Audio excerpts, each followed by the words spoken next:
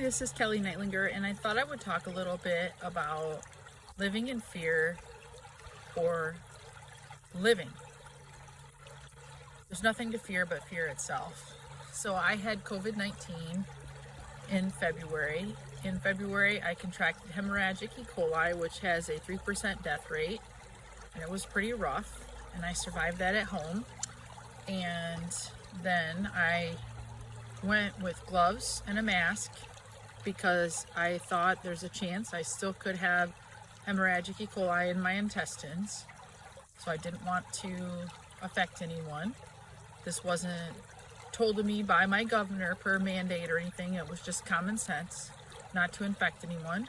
To my grocery store, I was in there in about 15 minutes, got some essentials, came back, didn't wash my hands with the packages, and also received some Amazon packages, which also didn't wash my hands, and didn't wash my hands when I dealt with my postal service mail. Contracted COVID-19 3 days later, or at least that's when I knew I had it, and I was sick for 33 days. So that was starting February 28th for 33 days. I self-quarantined, treated it holistically with everything I knew, and I'm prone to getting pneumonia. I staved off the pneumonia even though I had a lot of congestion in my lungs and it was right on the verge of pneumonia.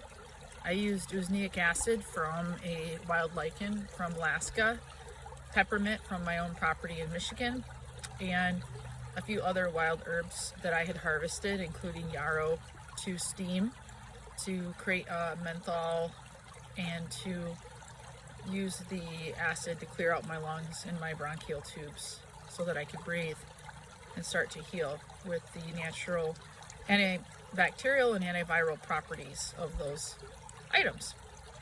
And I also use a lot of other holistic ways that I treated myself to get over COVID-19.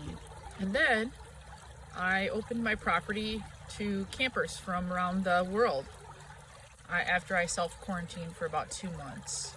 And so when the weather got nicer in May, June, July, August, September, and even into October, I've been hosting campers from around the world at my house in Michigan. And then that gave me some money to live on, and so I didn't have to be dependent on the government. And I also drove a luxury motor coach and taught survival around New York, Connecticut, Vermont, Massachusetts, New Hampshire, and Maine. And then I also taught survival, including ARs and AKs, which was a SEER type survival. It was really awesome in Colorado. And then I've traveled to Alaska. I'm getting ready to travel back from Alaska to Montana to work on my log cabin, and then I'll be going back to Michigan to work on my Michigan house, and then to Tennessee and Fort Lauderdale and Ecuador and maybe Guatemala, and then back to Alaska.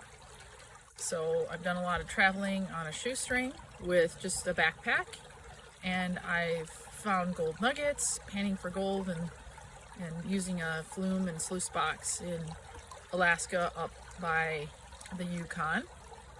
I have taught people how to use wild edibles to survive while they're using their AKs and ARs and learning land navigation and other SEER type tactics.